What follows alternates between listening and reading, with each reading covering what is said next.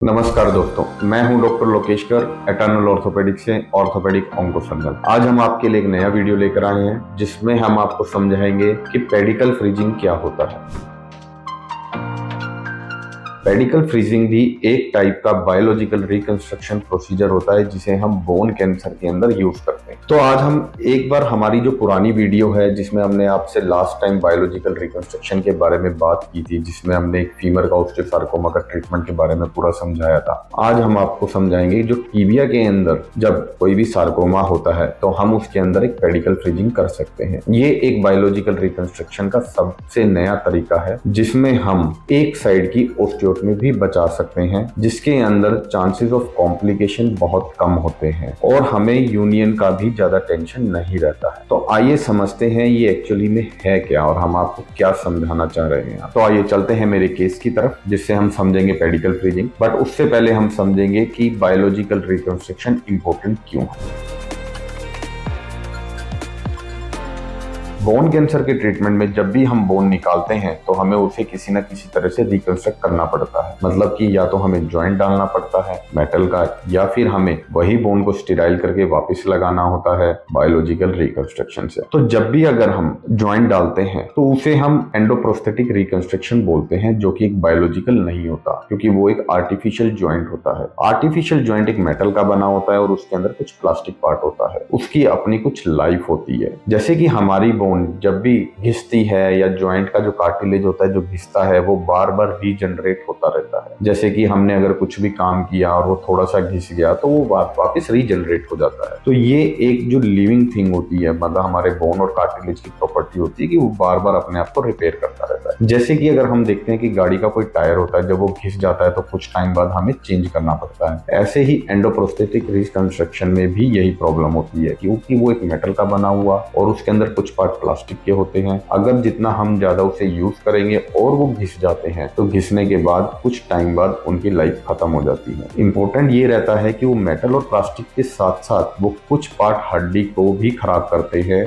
जिससे कि जब भी हम नया जॉइंट डालते हैं तो हमें कुछ हड्डी को फिर से और निकालना पड़ता है। जैसे कि हम ये देख रहे हैं, ये जो केस है एक डिस्टल फीमर ऑस्टियोसार्कोमा का है और इसके अंदर हमने एंडोप्रोस्थेटिक रिकंस्ट्रक्शन किया हुआ है। जैसे कि आप देख रहे हैं ये मेटल का इम्प्लांट है और ये मेटल के इम्प्लांट, ये बोन है, ये वाली पार्ट, और ये मेटल की जो स्टेम है इसको हमने सीमेंट के साथ इसके अंदर फिक्स किया हुआ है। यहाँ पर इस जॉइंट के अंदर प्लास्टिक का मटेरियल होता है जो कि बार बार घिस कर होकर ये धीरे धीरे घिस जाता है और धीरे धीरे ये इम्प्लांट फेल हो जाता है। और जो ये हमारी बोन के अंदर जो स्टेम फिक्स हुई है ये सीमेंट के साथ फिक्स होती है, तो धीरे धीरे जो सीमेंट बोन को भी धीरे धीरे खाता रहता है जिसके अंदर वो फिक्स हुआ है। तो जब भी ये जॉइंट खराब होगा, लगभग इन जॉइंट्स की लाइफ लगभग 10 से 15 साल तक होती है। कुछ केसेस में जब हम बहुत ज्यादा यूज करते हैं, ज्यादातर केसेस हमारे यंग होते हैं तो वो अपने जॉइंट को ज्यादा यूज करते हैं, तो उन केसेस में 5 से 8 साल तक भी ये जॉइंट खराब होने की संभावना रहती है। जब ये जॉइंट खराब हो जाते हैं या घिस जाते हैं तो हमें दोबारा से सर्जरी करके नया जॉइंट दोबारा डालना पड़ता है। जब हम नया जॉइंट डालते हैं तो जब इस पुराने हम स्टेम को निकालेंगे, इस वाली स्टेम को जब हम फिर से निकालेंगे तो ये कुछ पार्ट हड्डी को भी खराब करता है। और जब ये नीचे वाली जो बोन होती है,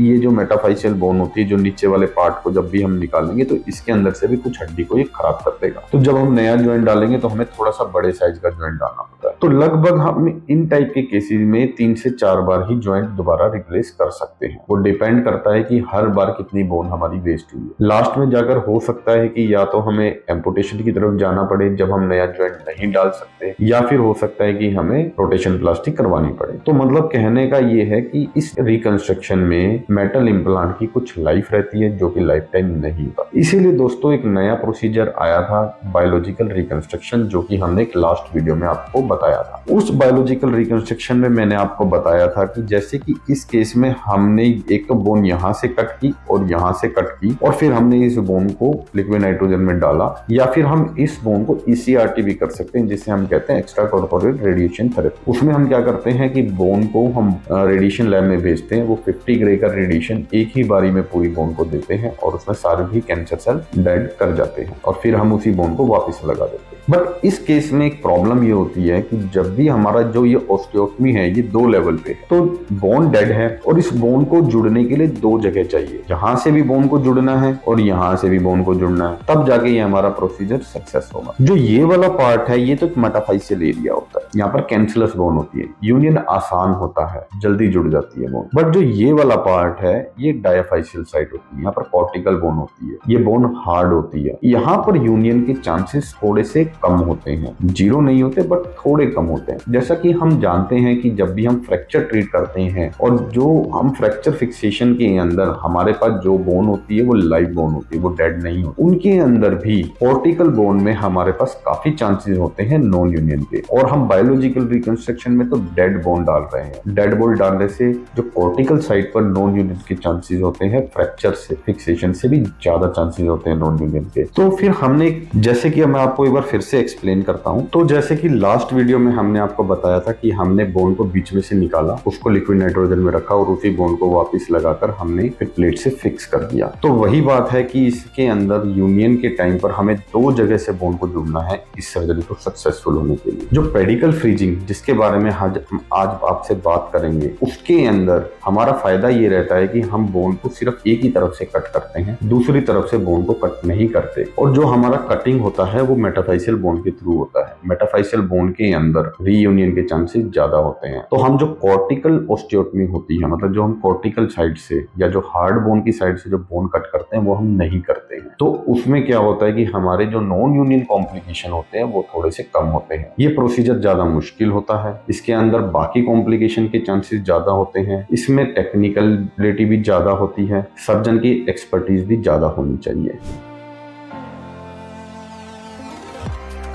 तो दोस्तों आज हम बात करेंगे एक केस के बारे में जो कि है 10 साल का बच्चा था जो कि एक बायोप्सी प्रूवन इविंग सार्कोमा था और ये हमारे पास नियोएडजुवेंट कीमोथेरेपी लेकर आए थे डायरेक्ट सर्जरी करवाने के लिए। नियोएडजुवेंट कीमोथेरेपी इन्होंने कहीं बाहर से लिया हुआ था किसी दूसरे अस्पताल से। तो हमने उनको क्लिनिकली और रेडियोलॉजिकली एग्जामिन किया। ये था पेशेंट का पैर, जो आप देख रहे हैं इतना बड़ा इंसिजनल बायोप्सी स्कार था, उसका बायोप्सी आउटसाइड हुआ था, हमने नहीं किया था, उन्होंने इंसिजनल बायोप्सी प्रेफर किया था। ये उस पेशेंट का एक्सरे है। जैसा कि हम देख पा रहे हैं इनको यहाँ से लेकर यहाँ तक कैंसर है, ये इविंग सार्कोमा है। अगर आप देख पा रहे हैं तो ये बोन के अंदर पेरियोस्टल रिएक्शन भी हो रखा है और ये हमारा लेटरल व्यू है। तो ये एपिफाइसिस हमने यहाँ पर मार्जिन दिया था प्लानिंग के लिए और यहाँ तक ये हमारा ट्यूमर का एक्सटेंशन है।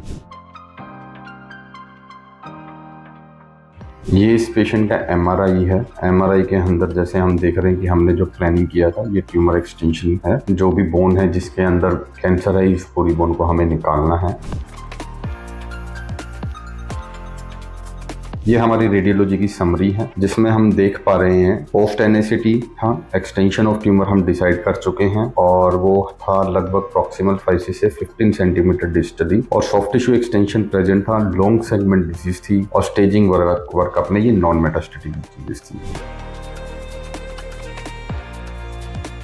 प्लानिंग में हमने क्या किया कि हमें लिम्ब साल्वेज सर्जरी करनी है, R0 रिसेक्शन करना है, हमें ध्यान रखना है कि लॉन्ग सेगमेंट डिजीज है। इस एज के अंदर कोई भी एंडोप्रोस्थेसिस अवेलेबल नहीं होता और अगर हम एंडोप्रोस्थेटिक रिकंस्ट्रक्शन करते भी हैं तो लिम्ब लेंथ डिस्क्रिपेंसी बहुत ज्यादा रहेगी, क्योंकि अगर हम इस केस के अंदर एंडोप्रोस्थेटिक रिकंस्ट्रक्शन करेंगे तो जो नी के अराउंड दोनों फाइसिस हैं, जो कि टिबिया और जो फीमर बोन के जो फाइसिस हैं वो डैमेज हो जाएंगे और जो दूसरी टांग है उसके अंदर काफी सारा ग्रोथ पोटेंशियल है अभी, क्योंकि बच्चे की एज सिर्फ 10 साल की है। तो जो दूसरी टांग है वो लंबी होती रहेगी, ये टांग इतनी लंबी नहीं होगी, तो फिर लिम्ब लेंथ डिस्क्रिपेंसी काफी आ जाएगी, मतलब कि एक टांग छोटी बड़ी हो जाएगी। हालांकि कुछ इम्प्लांट्स अवेलेबल हैं जिसके अंदर हम लेंथ भी इंक्रीज कर सकते हैं, बट वो इम्प्लांट बहुत महंगे होते हैं। दूसरा प्रॉब्लम ये है कि डिजीज एक्सटेंशन इतना ज्यादा है कि नीचे हमारे पास बहुत ज्यादा बोन बची नहीं है कि हम स्टेम उसके अंदर ठीक से फिक्स कर सके अपने इम्प्लांट में। तो एटलीस्ट जो हम इसके अंदर प्लानिंग कर रहे हैं उसके अंदर हम डिस्टल फीमर वाला जो फाइसिस है वो बचा पाएंगे, और इसीलिए हमने बायोलॉजिकल रिकंस्ट्रक्शन प्लान किया है। तो जैसे कि अब हम देख पा रहे हैं, ये हमारा स्कीमेटिक डायग्राम है जिसके अंदर हमने सारा एक्सप्लेन करेंगे आपको हमारा प्लानिंग। ये जो आप रेड लाइन देख रहे हैं ये फाइसिस की लाइन है, ग्रीन लाइन हमारी रिसेक्शन लाइन है प्रॉक्सिमल, जिसके अंदर हम जहां से हम बोन को कट करेंगे सार्कोमा के अंदर।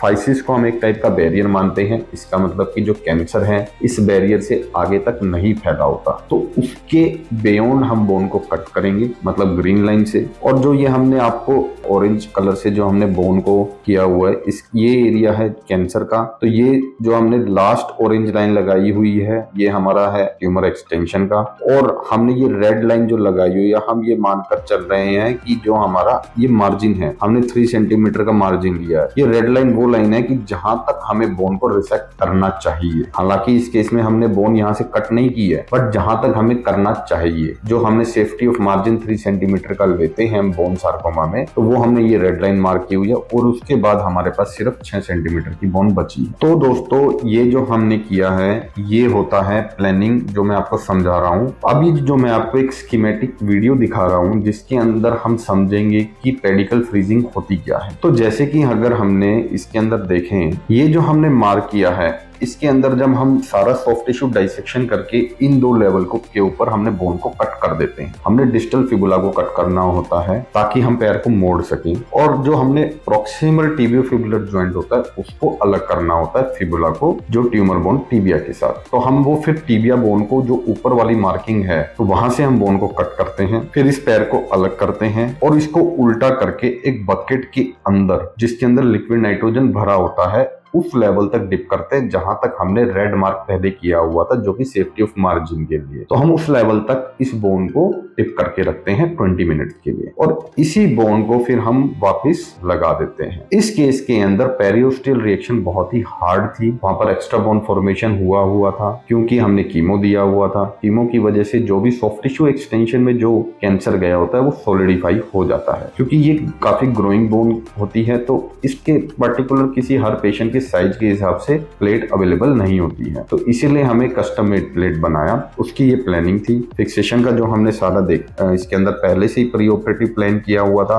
कि हमें जो फाइसिस पार्ट है वो हमें कवर करना था। ऊपर से जो रिसेक्शन कर रहे हैं वहां पर हमने एक लॉन्ग स्क्रू डाले हुए हैं, अगर आप ध्यान से देखेंगे एक ये ओब्लिक स्क्रू डला हुआ है थ्रू ऑस्टियोटमी, और एक ये ओब्लिक स्क्रू डला हुआ है थ्रू ऑस्टियोटमी, ताकि हमारा फिक्सेशन बहुत ही रिजिड हो जाए। ये कुछ हमने अंदर जो हमारा जो डेड बोन वाला पार्ट है वहां पर हमने ये स्क्रू फिक्स किए हुए हैं। यहाँ पर हमने बोन कट नहीं की है, ये बोन अभी तक वही है, बस हमने मार्किंग के लिए इसको प्रेजेंटेशन रखने के लिए कि कहाँ तक हमारा रिसेक्शन होना चाहिए था, कहाँ तक हमने बोन को डिप किया है, मतलब कहाँ तक बोन डेड है, उसको मार्क को प्रेजेंट करने के लिए हमने यहाँ पर एक मार्किंग लगाई हुई है। बाकी हमने फिर उस मार्क के डिस्टली हमारे पास 4 स्क्रूज की जगह थी, तो हमने 4 स्क्रू प्लान किए हुए हैं। अगर आप लेटरल व्यू में देखेंगे तो कि हमने कोई भी स्ट्रेस राइजर ना हो, तो इसलिए हमने ये स्क्रूज को अलग अलग डायरेक्शन के अंदर और अलग अलग स्पेसिस के अंदर हमने उसको फिक्सेशन का प्लान किया था।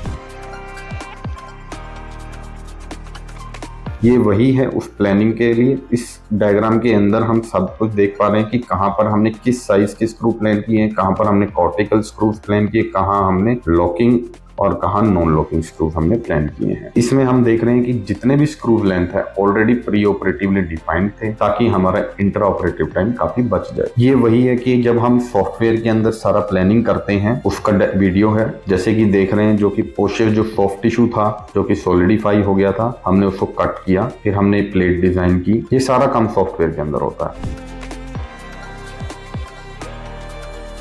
तो अब हम बात करते हैं इंट्रा ऑपरेटिव। ये हमारा इंसिजन लाइन था जो आप देख पा रहे हैं। जब हमने सारा का सारा सॉफ्ट टिश्यू उसके अंदर से अलग कर दिया है, टिबिया को डाइसेक्ट कर दिया है with taking a margin of normal soft tissue, हमने कुछ नॉर्मल कफ ऑफ टिश्यू हम कैंसर बोन के ऊपर छोड़ते हैं। सबसे पहले हम KY डालते हैं proximal to the physis C-arm guidance में, और फिर उसके प्रॉक्सिमल हम ऑस्टियोटमी करते हैं, जैसे कि आप देख रहे हैं। ये प्रॉक्सिमल टिबिया की हम ऑस्टियोटमी कर रहे हैं। सब प्रॉक्सिमल टिबिया की ऑस्टियोटमी होने के बाद सारा सॉफ्ट टिश्यू अलग होने के बाद और डिस्टल फिबुला का ऑस्टियोटमी करने के बाद ये हमारे पास कुछ ऐसे पिक्चर रहती है। अगर आप ध्यान से देख पा रहे हैं तो एंटीरियरली जो स्कार था वो अभी तक कैंसर बोन के साथ अटैच है, हमने इसको अलग नहीं किया है, क्योंकि जो हमारा इंसिजन लाइन होता है उसमें स्कार जो होता है वो इंक्लूडिंग रहता है, तो हमें एन ब्लॉक निकालना होता है स्कार को कैंसर के साथ। फिर अब हम इस बोन को अच्छे से ड्रेप्स के साथ आइसोलेट करेंगे, बाकी बोन के साथ, बाकी जितना भी सॉफ्ट टिश्यू उसके साथ आइसोलेट करेंगे। आइसोलेट करने के बाद हम एक के वायर डाल देते हैं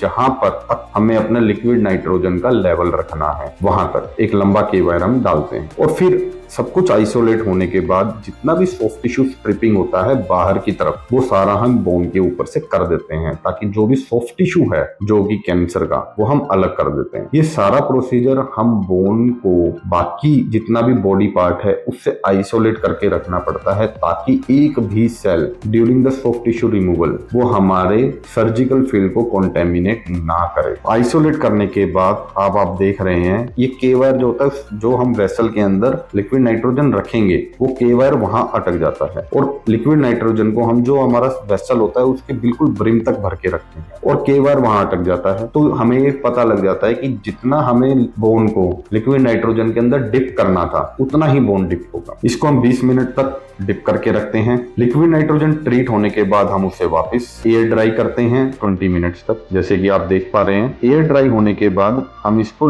नॉर्मल सेलाइन के साथ वॉश करते हैं 20 मिनट्स तक। इसके बाद हम अपने सारे ड्रेप्स हटा देते हैं ताकि हमारा पूरा सॉफ्ट टिश्यू भी वॉश हो जाए, क्योंकि बोन तो अब ऑलरेडी स्टेराइल हो चुकी है। और ये फिर हमने उसके बाद फिक्सेशन कर दिया है, जो कि हमारी कस्टमाइज प्लेट के साथ। एक प्लेट हमने मीडियली एक्स्ट्रा लगाई थी 130 ब्लड, क्योंकि वो ऑस्टियोटमी साइड था। और जैसे कि आप देख रहे हैं कि हमने इसके अंदर कोई भी कॉर्टिकल ऑस्टियोटमी नहीं की है, तो इससे हमारे नॉन यूनिट के चांसेस बहुत कम हो जाते हैं। ये हमारा फाइनल एक्सरे था। बीच में जो हमने फिबुला थी उसको इंट्रामेडुलरी डाला ताकि एक वो इमीडिएट स्ट्रेंथ दे सके, क्योंकि लिक्विड नाइट्रोजन से ट्रीट होने के बाद बोन काफी ब्रिटल हो जाती है।